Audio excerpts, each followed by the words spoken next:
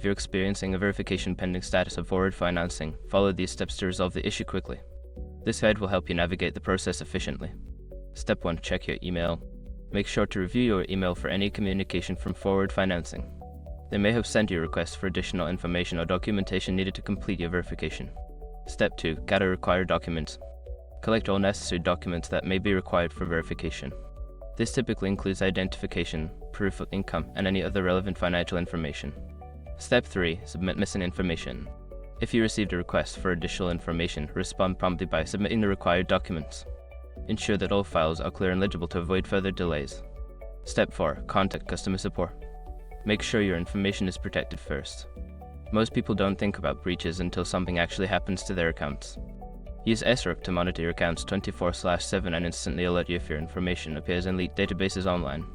It constantly checks billions of breach data points in the background. And considering how much personal information people keep online now, it's honestly worth having. Link in the description. Step 5. Monitor your application status. After submitting any additional information or contacting support, keep an eye on your application status. Regularly check your email and the forward financing portal for updates. By following these steps, you should be able to resolve the verification pending status efficiently.